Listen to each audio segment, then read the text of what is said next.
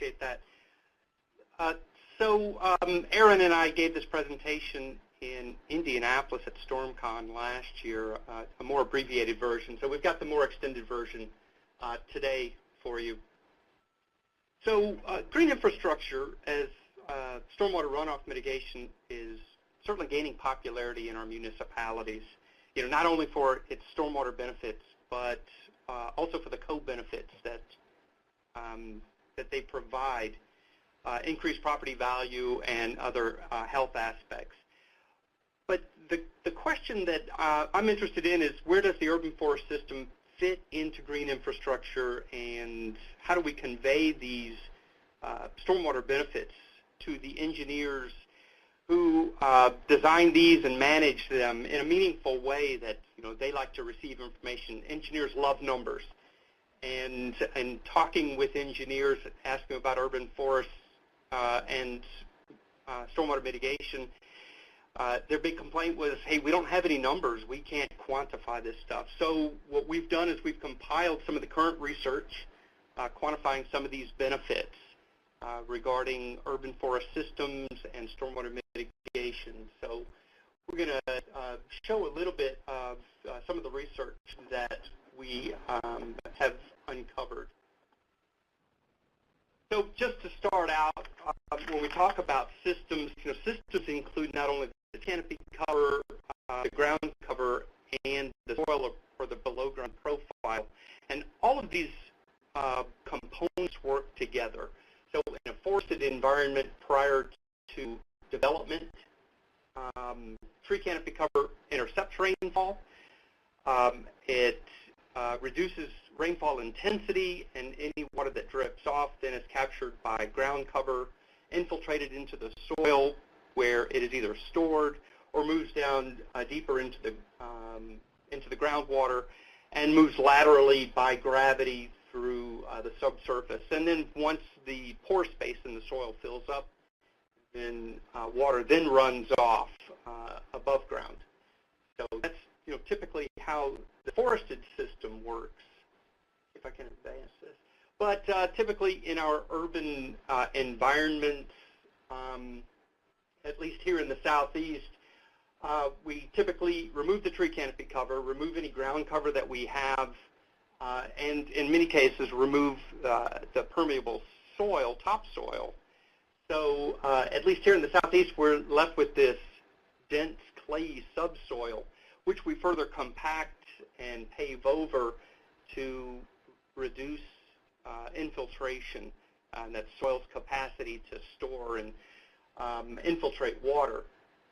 And then if we're lucky, then we'll go ahead and put some sod, a 2-inch layer of sod over it, and put some crepe myrtles and Bradford pears in there, and then we have a new system, which really doesn't do a lot for stormwater mitigation.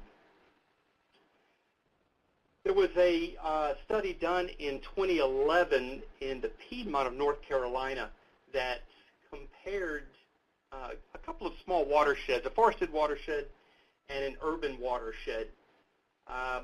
In the forested watershed, as you would expect, 99% forest cover and 1% impervious. In the urbanized watershed, we had 56% open space, which could be tree canopy cover or permeable soil, and 44% impervious surface cover. And what Boggs and Son found was that the peak flow rate in the urban environment was 13 times greater than in the forested environment. And the storm flow volume, the amount of water that came through, was 11 times greater in the urban environment, urban watershed, compared with the forested watershed. And evapotranspiration, that water that's being pulled out of the soil, is reduced by 25% in the urban environment. So this kind of gives us a basis for the impacts of forested systems with mitigating stormwater runoff. So there are 5 basic ways that urban forest systems impact rainfall and stormwater. The tree canopy cover retains a portion of that rainfall, and this retained water never makes it to the ground, so it never contributes to runoff. And then as the canopy fills up with water. Water then is slowed down and travels down the stem through stem flow and makes its way to the soil. Water comes off the foliage as through fall and then infiltrates and percolates through the soil, where the soil can do the majority of the work for water quality. And then lastly, once that water is in the soil, the trees, vegetation can pull that water up out of the soil to allow for greater soil water holding capacity. So let's talk a little bit about the research that we found regarding retention. So foliage retains rainfall, and depending on where you are in the world, it could be anywhere from 14% in San Francisco, where the majority of the rain falls during the winter, and there's not a lot of leaves on the trees, up to greater than 60% in the Pacific Northwest or in the deserts of central Mexico. But all of this depends on the volume and the intensity of the rainfall. Here in the southeast, we can typically quantify this retention as around 20% under tree canopy cover. So if you know your tree canopy cover percentage, you can start to calculate the retention on an annual basis in your municipality or parcel. A couple of studies showed that tree canopy cover usually retains the first 2 to 4 millimeters of rainfall. So if you have a 1 acre parcel with 25% tree canopy cover, we can expect per rainfall event to retain anywhere from 500 to 1,100 gallons of water. Obviously, more leaf area means more retention. Larger trees are going to have a lot more leaf area typically than smaller, younger trees. And evergreen trees tend to have more leaf area and retain that leaf area throughout the year, whereas deciduous trees obviously are just have the leaves during the growing season. So leaf area drives this rainfall retention.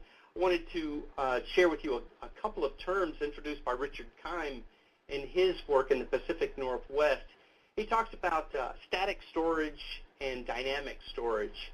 So the static storage is water that's held on the foliage or in the crown after a rainfall event ends, and typically this is about 0.2 millimeters per square meter of leaf area. So it doesn't seem like a lot. Dynamic storage is temporary water storage during rainfall events. So as the rain falls, that canopy can hold a lot more rain than it could with static storage. Jauer McPherson published some research done last year looking at 20 street trees in Sacramento, and in a rainfall simulation study, they quantified this water holding capacity for broadleaf leaves to be about 0.77 millimeters per square meter of leaf area. And then for coniferous trees, it was about 1.25 millimeters per square meter of leaf area. Now, we can have hundreds of square meters of leaf area per tree and hundreds of thousands of square meters of leaf area in a municipality. So it can add up. So I just wanted to develop this concept of static storage and dynamic storage taken from Richard Keim's work in a rainfall simulation study that he did in a laboratory. So here he shows that over time, as a rainfall event begins to start, I'm going to use a pointer here. So as the rainfall event begins, we can see that the capacity storage for the canopy can increase until it reaches some steady state, depending on the intensity of the rainfall. And so this high steady state is what's called dynamic storage. And as the intensity increases, he found that this dynamic storage capacity increases as well until the rainfall event stops, and then that excess water drips off until you reach a lower steady state, and that lower steady state is the static storage. So using that information, then, if we took a 14-inch hackberry tree, for example, 50 feet tall, 35-foot crown spread, using iTree Eco to get at leaf area, we calculate that the leaf area of this particular tree is about 7,000 square feet. We can calculate that the static storage of this particular tree at 0.2 millimeters per square meter of leaf area is about 34 gallons. This tree will retain about 34 gallons of water. But during the rainfall event, using the 0.77 millimeters per square meter, we can calculate that this tree, during the rainfall event, will store 132 gallons. Then after the rainfall event, 100 of that gallons is going to drip off slowly. So you have the volume control mechanism. Stem flow is another component of this benefit. It basically shunts water from the canopy down the stem to a central point at the base of the stem. Usually this is where you have permeable soil, and it encourages runoff into the soil rather than onto impervious surfaces. I'm not going to spend too much time here in the interest of time, so I'm going to move on, but I did want to mention that here. And using this concept of dynamic storage, then tree canopy can temporarily detain rainfall as well. Obviously, this is going to depend on storm intensity and crown surface area, but if you look at the image on the right, I took this photo about 10 or 15 minutes after a rainfall event here in Athens, and I don't know if you can see the water flowing freely in the gutter off the roadway, but on the sidewalk, 15 minutes after the event started, it's still very dry under this thick canopy of red maple. So what tree canopy cover does is it kind of delays some of that wall of water to the pour point or to the outfall. In delaying that, it kind of gives the practice, the stormwater conveyance practice, time to work efficiently. Now, this detention can be anywhere from 10 minutes in a relatively heavy rainfall to greater than 3 hours if the rainfall is relatively light, say in the Pacific Northwest. Several studies have showed that canopy cover increases lag time, but this hasn't been quantified. It's just been mentioned in these studies. So we do have do need some work, research in quantifying lag time. Tree canopy cover also reduces rainfall intensity. There have been a couple of studies done in forested environments, one in a deciduous forest in West Virginia, where it was found that rainfall intensity is reduced by 15 to 21%, and in a predominantly evergreen forest in the Pacific Northwest, rainfall intensity has been found to be reduced by 21 to 52%. Now, those are both forested environments. This may be greater for urban trees because urban trees typically have a larger crown volume, more leaf area, so there's more capacity to slow that water down. So with this, then, canopy cover acts as kind of a volume control measure. So doling out water slowly so that these green stormwater infrastructure practices, especially those infiltrative practices, can possibly work more efficiently, allowing them to infiltrate more efficiently and not become inundated with water. So by far, soils store much more water than tree canopy cover does, and soils are the workhorse in this system. It delays water runoff if it stores the water and then it filters any pollutants from that water. Urban soils typically are compacted, so this capacity to store and delay and filter stormwater runoff is limited.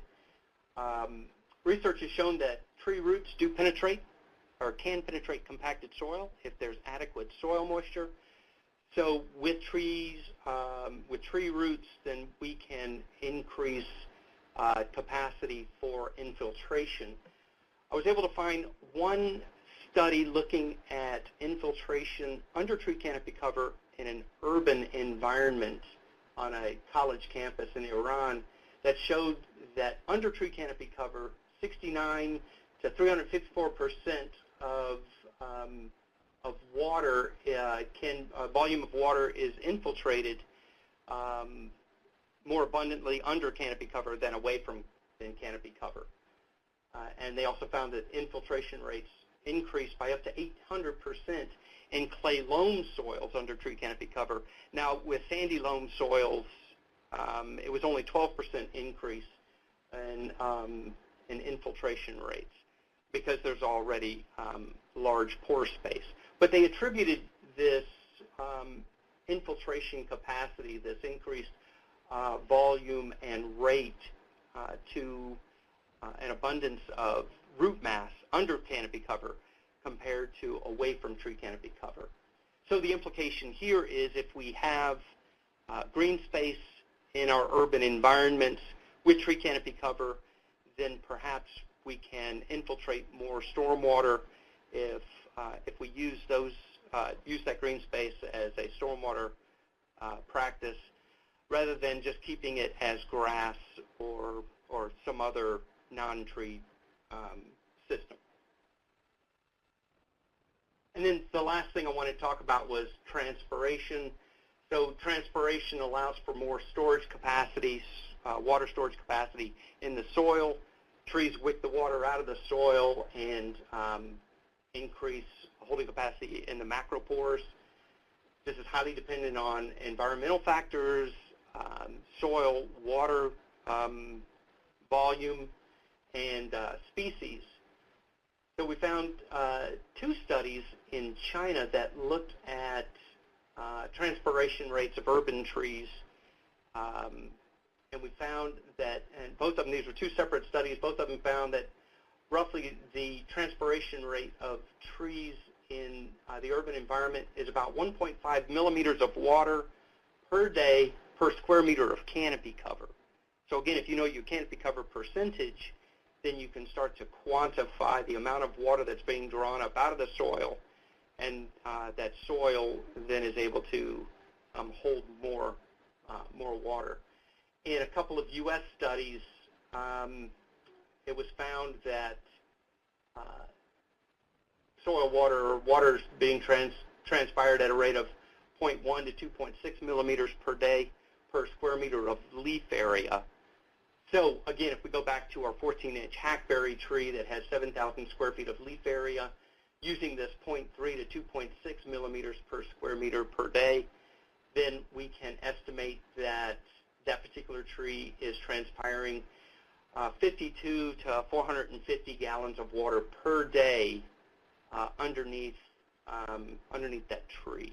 So now we can start quantifying the amount of soil water holding capacity under that tree. So I went through this real quickly, and don't expect for you to get it here, but if you look at the October 2016 Stormwater magazine, Aaron's and my presentation here was featured in that magazine, so there's more information there. 2 weeks ago, Eco-Hydrology also published a review article that goes into much more detail on all of this. So you can go to these two sources if you're wanting more information about these numbers. So the bottom line is that we can manage our urban forests to maximize stormwater mitigation by mimicking forested environments, by increasing leaf area, layering our canopy structure, by having overstory, mid-story, and then some type of ground cover, and then making sure that we have adequate rooting volume for the health and the volume of that tree crown. So we wanted to give you these numbers, and hopefully these numbers will help you to start to convey some of these ideas about urban forest systems as a component of stormwater mitigation to the stormwater managers and stormwater design engineers, and start meaningful conversations. And perhaps the urban forest can be another tool in the stormwater manager's toolbox. So with that, I guess I'll go ahead and turn it over to you, Jill, and we'll move on. Sounds great.